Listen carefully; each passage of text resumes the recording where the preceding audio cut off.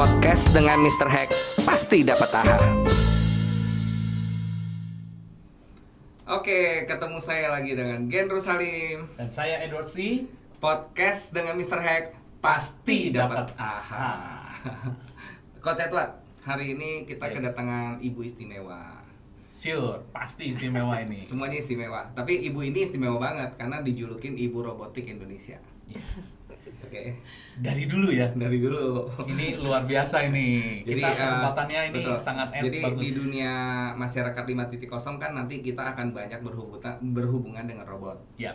Berhubungan dengan artificial intelligence. Ya. Jadi ya you coach dapat sebuah kehormatan karena bisa datengin Ibu Julie gitu ya. Bersyukur Julie kita nih. Dan Mantap. saya mau korek-korek sama Bu Julie, robot yang lagi dia kerjain apa, kok bisa masuk ke dunia ini dan seterusnya. Iya. Untuk tidak berpanjang lebar kita panggil aja ya, Ya. Ibu Julie Cindrawan. Halo, Ibu. apa kabar Bu? Halo, baik-baik, Bu, makasih. walaupun banyak orang yang udah tahu ya Bu Julie itu ibu robotik Indonesia, tapi saya percaya mungkin ekosistem kita nggak terlalu Beda lah ya, sama yang beda. biasa Ibu Ya. perform di Jadi, mana-mana. Sekarang kita ini spesifik ya, nih. walaupun saya udah dengar ceritanya ibu masuk ke dunia robotik ini Ya. dari ibunya lahir aja udah kepikiran kayaknya. Wow. Karena kita Betul. dengerin ceritanya. Kita dengerin ceritanya. Ini harus didengerin, dikasih denger nih biar ngerti kita Betul. semua. Ya. Jadi Bu Julie, kok bisa masuk ke dunia ini gitu loh? Nah, saya sambungin dulu nih yang tadi kata-kata Pak Jendro. Sebenarnya mungkin bukan saya yang luar biasa, tapi nggak ada anak perempuan atau wanita yang mau lagi main-main sama robot. Cuma saya doang. Jadi dari dulu sampai sekarang tetap julukannya buat saya doang. Kira-kira itu nomor oke. satu. Nomor dua, kalau ditanya kenapa saya mau masuk ke dunia robotik, tadi Pak Jendro udah kasih pengantar sedikit bahwa sejak hamil saya juga bertanya kenapa aku harus menjalani ini gitu, robotik buat Indonesia di masa orang nggak ngerti. Mami saya selalu menghibur dengan mami dari 7 bulan itu sudah dipanggil ibu robot karena mami nggak bisa nengok pas 3 bulan dari hamil 2 bulan 3 minggu tepatnya. Itu sampai 7 bulan nggak bisa nengok sama sekali, ke dokter kemana juga nggak bisa sembuh. Jadi pas hampir masuk 8 bulan baru mulai bisa nengok, udah menjelang lahir. Wah. Nah, jadi selama 6 bulan itu 5 bulan setengah dipanggil ibu robot karena tinggal di gang gitu ya, di gang sepanjang jalan pasti panggil ibu robot. Jadi ini privilege nih. Destiny. Destiny. Turun terus. Mau kayaknya tidak memang mau, destiny. memang Panggilan. Iya, Panggilan. Tuhan titipnya ini Iya, ke ibu. panggilan. Tapi di luar itu apalagi dong? Pasti nggak cuma masalah itu terus ibu dodoran terus maunya ke robot gitu. Iya. Pasti ada hal-hal yang akhirnya masuk ke dunia ini gitu Bu Julie. Ya sebenarnya sih karena saya punya 2 anak laki-laki waktu itu. Nah di zaman itu mereka umur 3 tahun dan 4 tahun, nggak ada kursus yang saya bisa kursuskan mereka karena masih kecil banget. Sedangkan saya cinta edukasi banget dari, jadi saya berusaha mencari apa nih. Nah saya sering ke Singapura, saya sebenarnya mau buka kursus science. End up saya salah pesen barang dari Jerman, 1 kontainer robot. Waduh. Pas datang saya lihat loh kok komputer semua, it's a robot, not science gitu. Sekali lagi ini urusan Jadi apa aku sih? nggak ngerti. Iya. Dituntun. 1 kontainer. Dituntun. Dipaksa ya Bu ya. Science. Udah Salah. dunianya robot gitu kan. Sekarang bisa Oke, bicara menarik, dituntun, menarik. waktu itu nangis-nangis. Pastilah, Oh. pastilah. Iya, Pastilah. iya, Pak, iya. itu jadi dari mama hamil Bu Julie, kemudian salah kirim Barang, satu kontainer. 1 kontainer. Iya, nggak main-main loh. Nggak, satu jadi kontainer. makin lama makin kejebur gitu kan ceritanya. Ya, my dad seperti biasa sayang sekali pada anak perempuannya, selalu ayah sayang pada anak wanitanya. Udah taruh pabrik aja, kamu nggak usah kerjain, nggak usah nangis, nggak usah pusing. Tapi ya nggak bisa ya, emang kalau kita sudah rajin dan sudah ada konotasi bahwa give up is not the choice, itu Yes. bukan pilihan. Dan di gereja pun saya banyak mengajar, saya teruskan sih. Saya memilih untuk Mantap. meneruskan, melihat sampai mana jalannya. Ya. Siap. Mantap. Dan ini yang dibilang it's a call. Ya. Karena nggak mungkin kalau bukan call nggak mungkin selama ini gitu. Betul. Iya sih. Nggak mungkin Pasti selama hanya sebentar udah gitu Ya. udah beralih Ya, ke yang ini lain. 16 tahun ya. Wah, ini 16 tahun. Ya, 16 Wah, ini tahun. suka dukanya luar biasa nih Bu. Ini pasti banyak proses nih. Ya. Udah bisa dari dulu sampai sekarang 16 tahun. Sangat. Gimana nih Bu? Ini kayaknya harus banyak cerita nih Bu. Ya, jadi ceritain dong dari kontainernya datang terus kemudian sampai yang hari inilah Iya. kira-kira. Ya jadi dari garasi kecil modal cuma 4 juta lebih sampai akhirnya sewa rumah yang 30 jutaan, saya ingat di masa itu. Lalu wah banyak sekali sampai izin-izin kan baru belajar karena saya dari keluarga bisnis, tidak dari keluarga profesional gitu. Jadi saya banyak sekali belajar, lalu sampai akhirnya Tuhan berikan rumah robot di Tamrin City 2.400 meter itu disupport oleh Podomoro. Lalu bisa masuk bukan hanya dari mulai kepala sekolah dan semuanya tidak melarang saya masuk, bahkan satpam di sekolah melarang saya masuk untuk presentasi, sampai kepada sekarang sudah menjadi intra di sekolah-sekolah. Ya lumayan prosesnya panjang. Oke. Panjang. So far ada berapa banyak murid yang pernah belajar sama Ibu dari pertama sampai sekarang? Waduh, itu kayaknya ada lah 30, 40 ribu, 50. Itu karena saya nggak terima luar kota, nggak sanggup. Baru Jabodetabek nih ya? Iya, bahkan nggak sampai Bogor, Bekasi sih. Bekasi sampai, Bogor nggak. Wow. Gitu Ini mana intra. luar biasa nih Bu. Lumayan. Jadi sekolah-sekolah ini malah sekarang demand-nya tinggi ya. Nah, sejak pandemi, mengapa demand-nya hanya anak SMA, bukan demand yang kurang, tapi sekolah-sekolah yang tidak siap, nggak punya robotnya. Sehingga seperti kursus musik, karena nggak punya pianonya, saya juga nggak punya robotnya, dan sekolah pun tidak punya, emang nggak boleh ke sekolah. Nah, itu jadi stop. Kecuali anak SMA, mereka karena banyak aplikasi ya, software, jadi kita bisa lakukan. Tapi jangan khawatir, sekarang sudah dari anak 3 tahun, kita udah siapkan di 6 bulan ini, kita belajar setahun ini. Jadi kalau tidak punya laptop, bahkan dengan HP aja, tahun depan kita udah siap mengajar. Dengan HP aja. Ini namanya dari anak TK. Terobosan, agile ini. Adapt dengan kondisi perkembangan zaman. Harus. Gitu ya. Nah, itu kan di yang pertama sama yang kedua, maksudnya ceritanya lah ya, susahnya. Tapi saya cuma mau tahu tantangannya nih Bu. Tantangan masuk ke dunia ini tuh kan 16 tahun gitu ya. Pasti ada tantangan dong gitu. Benar, mau dengar tantangannya. Jangan yang enak-enaknya aja Bu. Selama 16 tahun tantangan, belum bicara enak, belum ada enaknya. Belum ada enaknya. 16 tahun tantangan semua nih Bu. Ya, tantangan semua. Baru mau maju rumah robot yang kedua pandemi. Tapi itu membuat saya sukacita sebenarnya, walaupun murid saya kehilangan puluhan ribu, I lost puluhan ribu di pandemi ini, tapi membuat saya sukacitanya begini, bahwa kita di satu dunia balik ke titik nol. Gitu ya. Kalau di Aceh ada titik nol, ini juga pendidikan ada titik nol, di mana kita bisa lari melangkah dari langkah yang sama dengan luar negeri. Kita belum punya pembelajaran dengan video-video, mereka juga belum punya. Jadi sama-sama belum siap semua. Jadi sekarang ini saya berdoa, tentunya bukan saya aja, banyak pakar-pakar yang luar biasa, itu kita bisa lari sama-sama. Sehingga memang Indonesia yang terkenal sainsnya, yang nggak pernah kalah di fisika, matematik maupun robotika, saya nggak pernah kalah kalau pergi ke luar negeri. Itu sekarang berlari nih. Jadi kalau kita wake up, tahun ajaran kita udah bisa offline, saya berharap sudah siap kita, paling tidak di kota-kota besar. Wow. Ya. Saya lagi cukup hot Bu sama yang namanya TikTok. Nah, I think kalau Ibu bisa bikin, maksudnya varian ya, course-nya di TikTok gitu ya. Jadi 1 menit ngerancang kepala, 1 menit ngerancang suara, 1 menit ngerancang kaki gitu kan.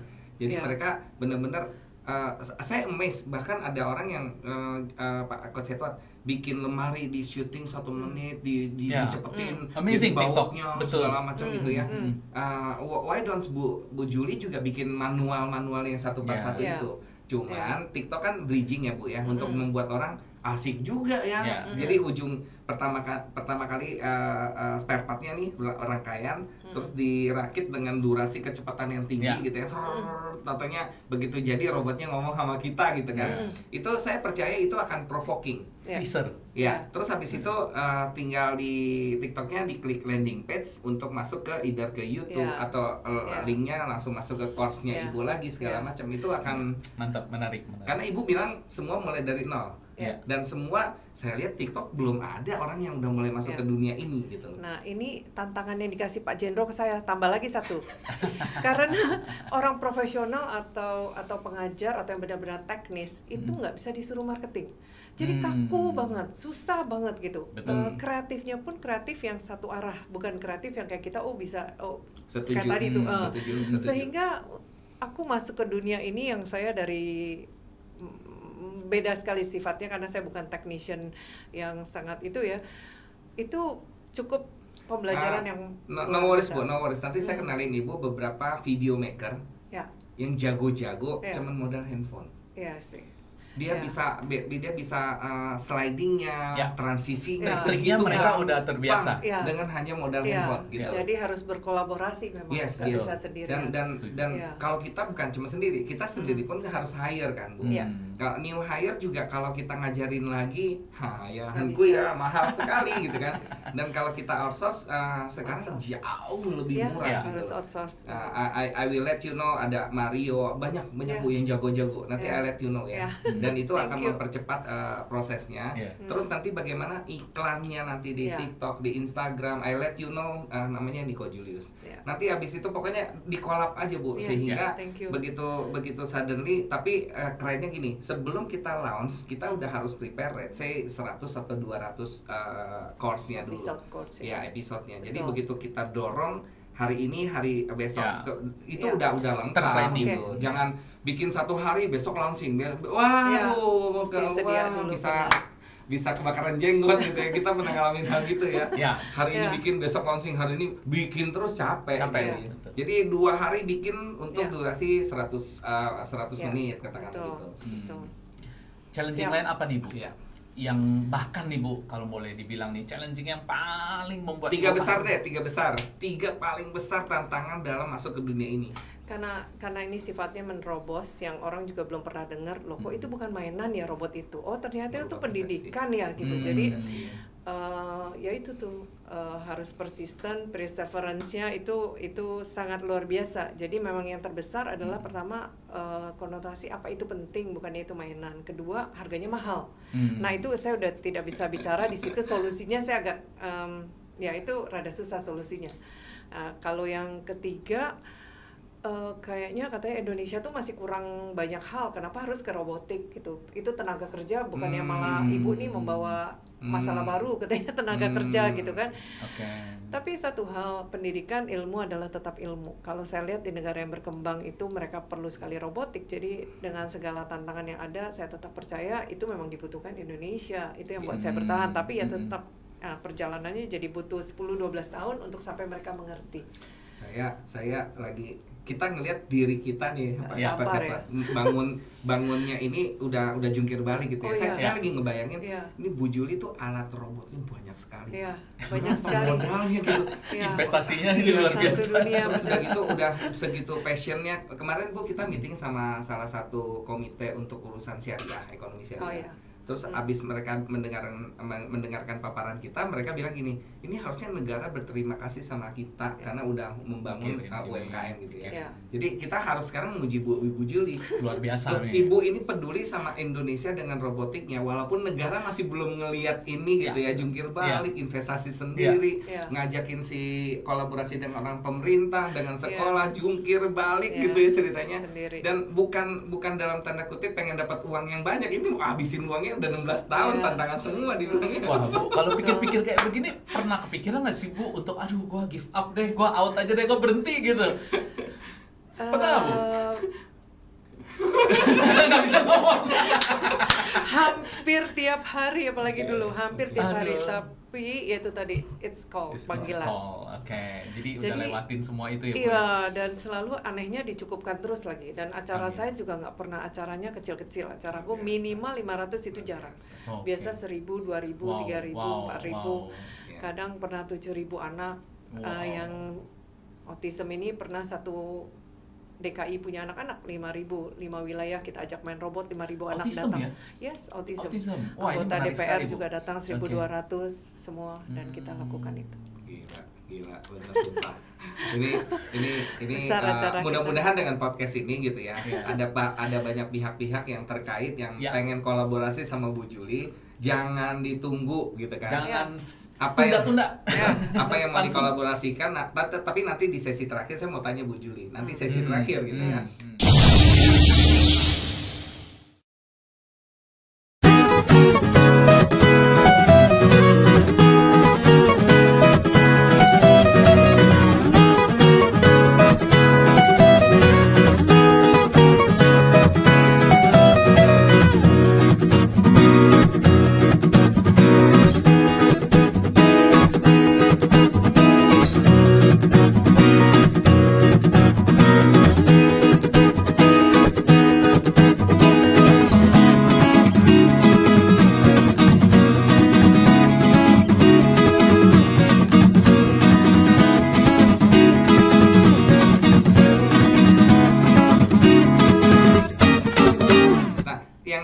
saya mau tanya gini, Ibu Julie bangun Robotic Explorer, kan?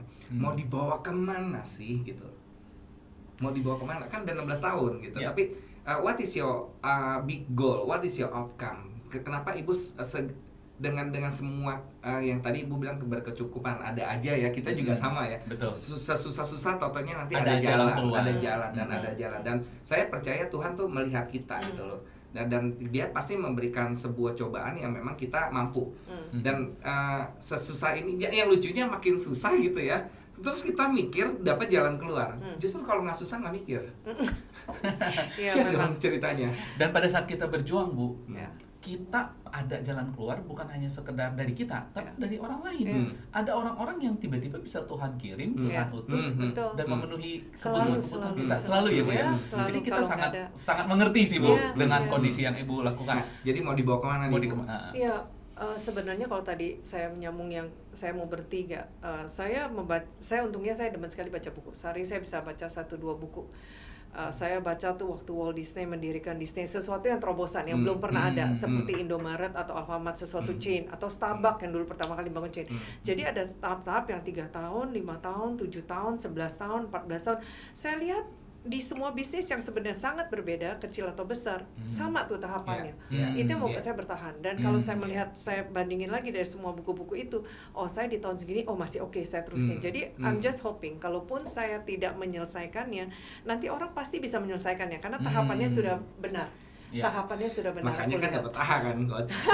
bahwa tahapannya sudah benar. Perjalanan Bu Julie itu kayak meyakinkan diri kita juga, Bu. Bahwa memang kita udah proses 15 tahun, kok perjalanannya berat. Tapi kalau dilihat kumpulan milestone yang kita udah kumpulin besar juga gitu. Ya kecuali kita masih kayak melakukan hal yang pertama kali di tahun pertama. Wah, it sucks, man. Gitu. Kalau bicara goalnya, tadi bicara karena mulainya aja udah salah pesen barang, artinya sempat bingung visi dan misinya apa dulu gitu ya. Tapi kalau saya bicara sekarang, dulu sampai saya sempat membuat visi dan misi anak SMK atau STM atau yang katanya tukang waktu itu dalam tanda kutip bisa punya kerjaan. Bayangkan sekarang 16 tahun kemudian UMKM atau anak STM dibangkitkan agar bisa kerja, bahkan tidak sanggup kuliah lagi tapi bisa kerja. Jadi sebenarnya visi kita yang dulu nggak outdated, tidak ketinggalan. Sekarang malah dibesarkan lagi, kalian harus kerja, bahkan nggak hanya master degree yang bisa kerja. Betul. Kalian harus bisa kerja. Nah itu saya pikir-pikir nggak ada yang kuno ya, nggak ada yang kuno. Yang penting kita bisa berbuat sesuatu. Nah goal besar saya sekarang ini kan zamannya seperti yang saya bilang, tiba-tiba dari Pak Jokowi 4.0 dengung-dengungkan itu Oktober 2018 bahkan 2019 belum berjalan 4.0, tahu-tahu pandemi. Nah sekarang kita udah Society 5.0.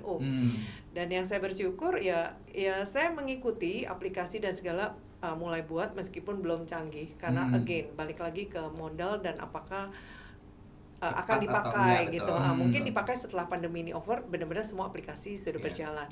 Nah, tapi udah ada robot artificial intelligence memang yang saya buat gitu ya, dan memang sudah dipakai coding-coding itu dari puluhan tahun yang lalu, 14 tahun yang lalu. Cuma untuk diri sendiri. Nggak sengaja sekarang memang semua orang menggunakannya. Oke. Bu, tadi sorry Coach. Tadi Ibu nyinggung sedikit autism.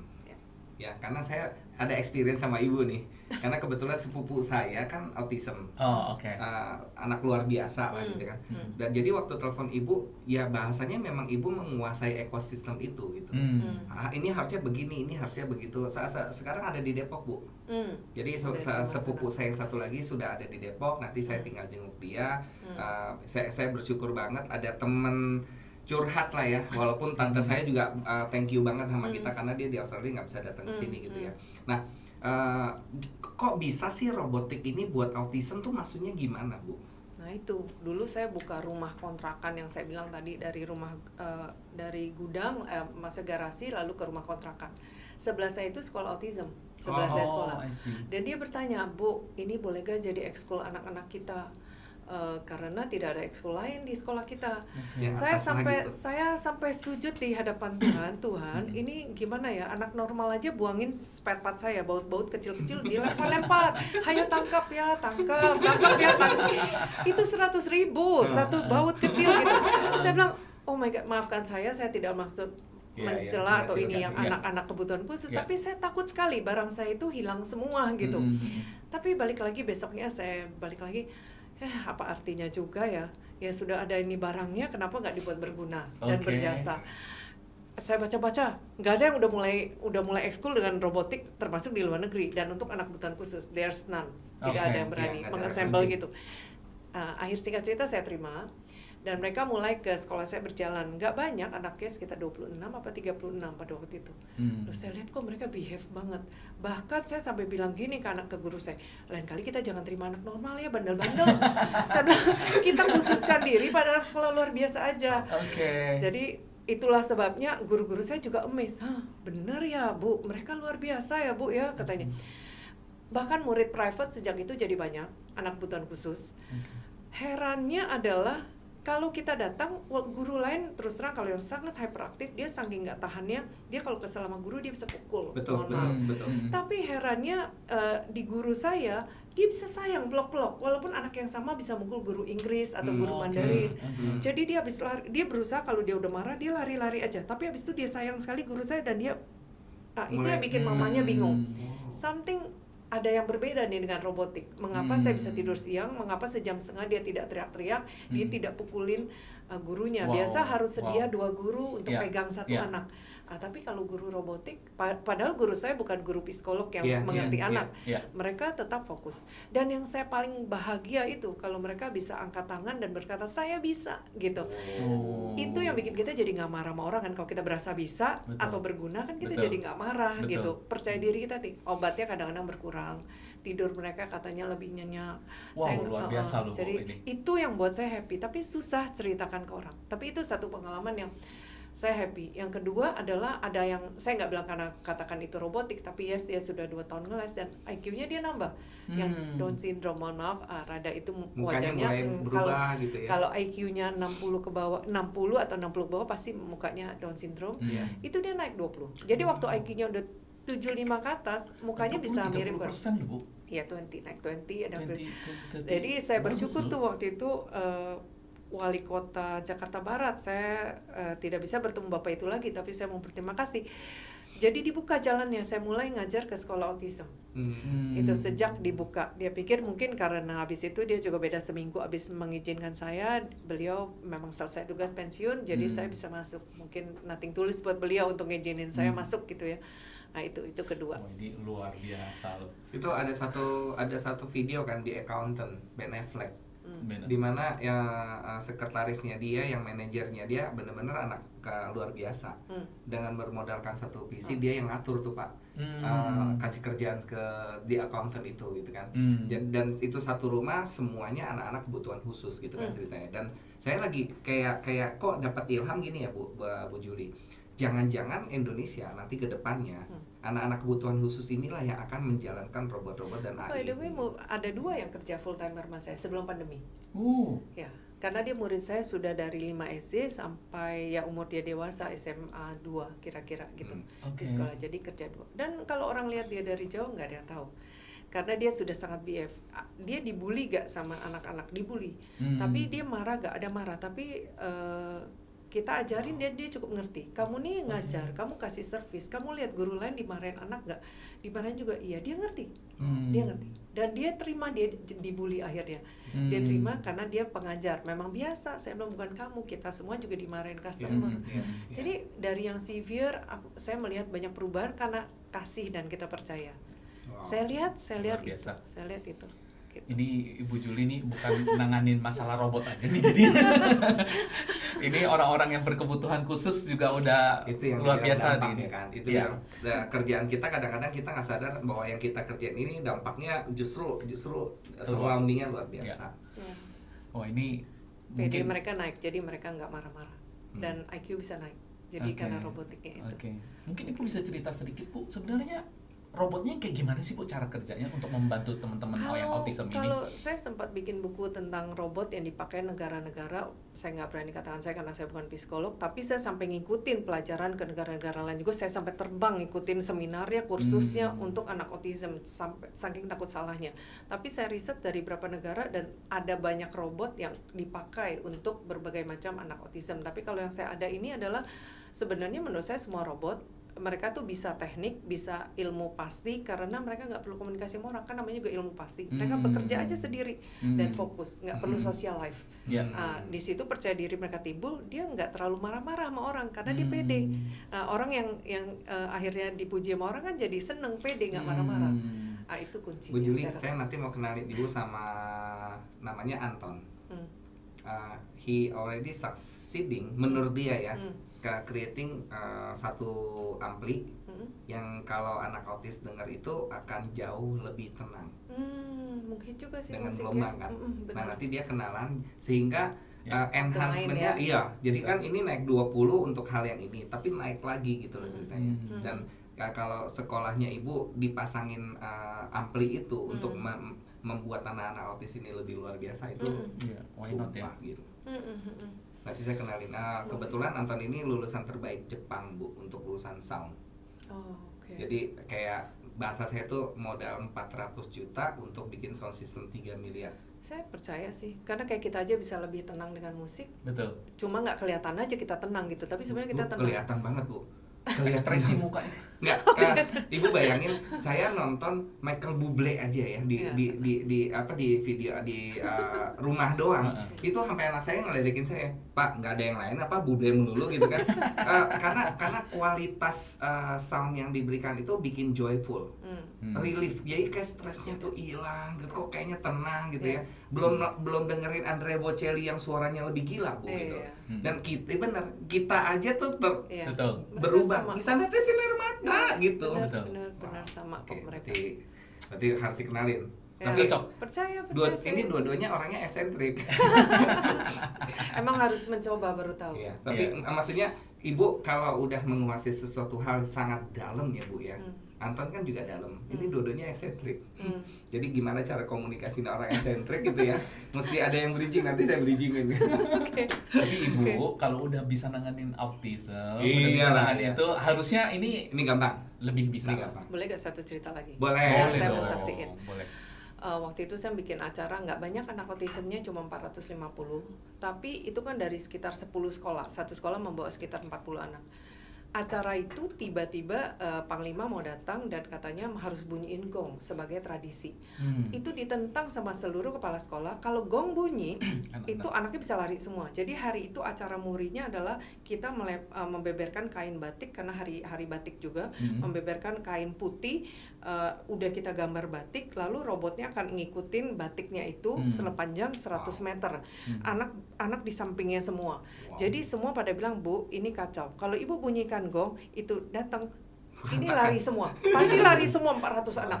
Dan yang ibu udah susun 100 meter hilang semua. Dan anak bisa loncat-loncat. Belum lagi bukan hanya lari, tapi tantrum. Ibu akan menyebabkan masalah. Saya bilang, gimana itu Panglima? Itu tahun pertama saya bisa digantung juga sama ajudannya. Saya bilang gitu. Jadi saya bilang, Tuhan, saya harus bagaimana? At the end juga memang kita bertanya nurani kita sendiri, harus bagaimana? Akhirnya saya berkeputusan tetap bunyikan gong ya. Ya saya tinggal berdoa, pokoknya kita sediakan yang terbaik, anak diam ya. Jadi saya udah nasihatin diam gitu. Kalian gak usah kaget kalau ini bunyi gitu. Saya berusaha ngomong dengan bahasa manusia kita. Tapi nggak tahu mereka ngerti apa enggak. Tapi yang saya mau jalankan adalah saya udah bilang ke guru saya, kalian jalankan robot sebelum gong dipukul. Nggak apa-apa, acara jalanin aja dulu. Gong urusan bagian acara. Tidak usah gong bunyi baru acara mulai. To my surprise, to all surprise, itu mereka nggak ada yang pusing dengan bunyi gong. Seakan-akan tidak ada bunyi gong. Mereka fokus ngeliatin itu robot jalan di antara batik-batik. Bahkan mereka tidak pusing dengan bunyi gong, tidak pusing dengan Panglima datang. Ngeliatinnya itu robot jalan, bagaimana bekerja, seolah tidak ada apa-apa. Itulah hebatnya, sampai kita terpengaruh. Guru-gurunya yang kaget-kaget semua. Terperangah. Gitu. Ya, terperangah. Ya. Luar biasa ya Bu ya.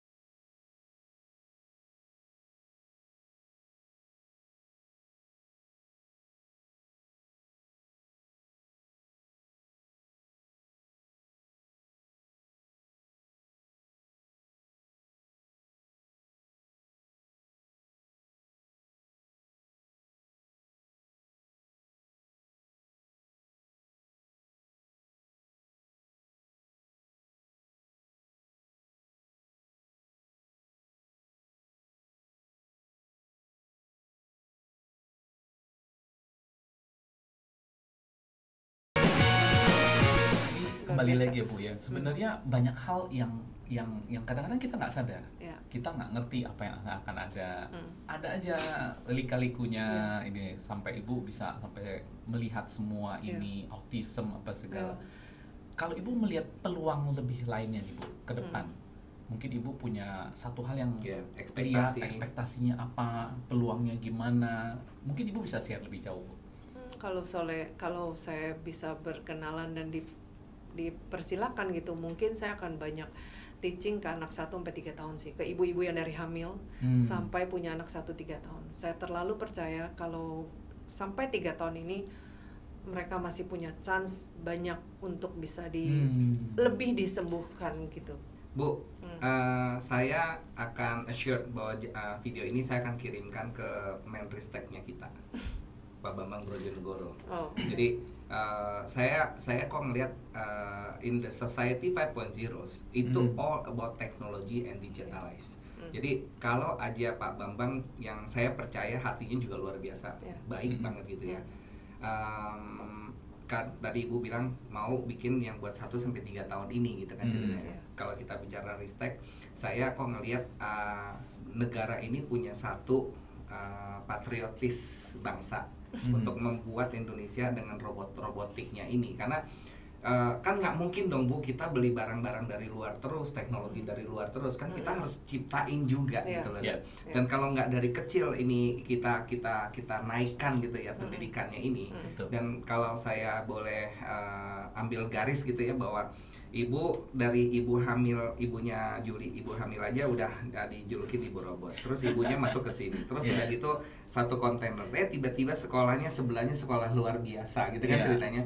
Jadi saya percaya ini semua ada jalannya yang memang digariskan gitu ya. Dan saya percaya kalau memang udah diarahkan ke sana, kenapa enggak? Pokoknya seluruh network saya yang bisa nanti ngedukung Ibu gitu ya akan memudahkan ini semua terjadi. Dan saya percaya di dalam satu ekosistem yang lebih baik akan mendukung ekosistem yang lain juga yang menjadi lebih baik. Betul. Jadi kalau boleh satu lagi, apa titipan pesan Ibu kepada Pak Bambang Brojonegoro sebagai Menristeknya kita? Seperti yang tadi saya katakan, yang paling penting sekarang itu adalah training.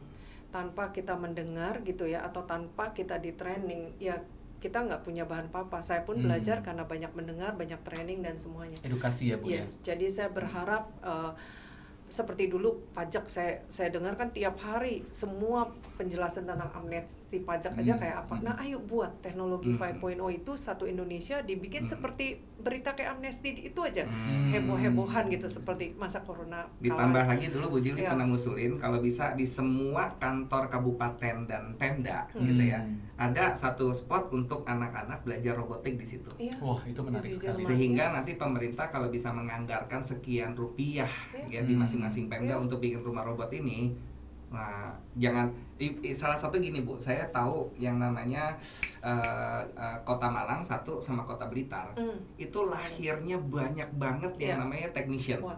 Terus kita nanya, Pak Edward, kenapa? Jadi klien saya Nawili selalu cari technician itu di 2 kota itu. Terus dicari tahu ternyata itu 2 kota yang dijajah sama Jepang. Jadi nggak tahu gimana faktor genetikanya. Jadi ibu-ibu dulu tuh mengorbankan anak-anak perempuannya dikawinin sama tentara Jepang karena memperbaiki keturunan. Dan orang-orang Jepang kan memang robotik teknis semua gitu ya. Jadi pokoknya kalau cari teknik, maksudnya mekanik, technical ya, mekanik itu cari dari 2 kota ini Pak, udah pasti 10-9 jadi Bandung mungkin. Menarik. Ketok Magic aja kan dari Blitar Pak. Gitu kan ceritanya. Nah, jadi kalau kita bicara kita bisa berkolaborasi dengan seluruh bangsa ini yang memang ke teknikal. Bahkan PT Jasa Marga aja Bu, itu penjaga jalan tol semua kan nggak ada tuh. Kalau Ibu mau tahu semua di sekolahin coding.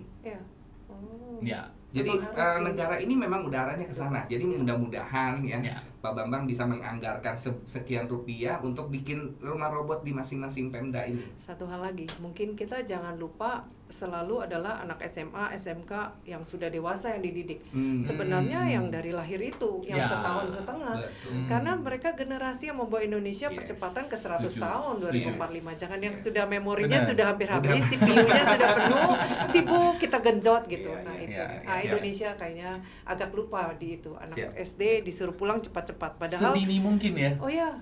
Sedini mungkin. Anak-anak Singapura dan Korea malah pulang jam 5 sore, jam 7 malam, anak Jepang juga. Jadi waktu SMA sekolah jam 1 boleh pulang, nggak ada yang pulang di library semua.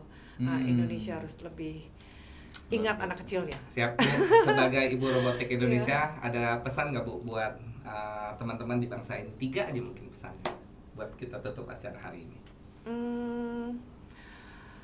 Indonesia emas sudah dekat dan saya rindu lihat Indonesia berkembang seperti di China, bahkan di Thailand, di Vietnam. Saya melihat ya, yang bahkan saya bicara negara medium, yuk Indonesia nih pinter-pinter, melebihi pintarnya. Jadi pasti bisa, itu nomor 1. Nomor 2, memang harus dari atas pemerintahan. Kita rakyat nggak bisa berbuat apa-apa bila dari atas bukan hanya teori, seminar, webinar, tapi ada action yang sampai ke bawah gitu. Yang ketiga ya memang kita jangan putus asa, jadi bergerak aja yang sesuai panggilan. Setiap orang jalan aja, nanti pasti ada jalannya. Pasti ada kolaborasinya. Iya. Hari ini pasti dapat AHA. Amin. Oke, jadi saya tutup hari ini gitu ya. Saya Gendro Salim dan saya Dorsi dan saya Julie Cindrawan. Oke, sampai jumpa di AHA berikutnya. Sampai jumpa di AHA berikutnya.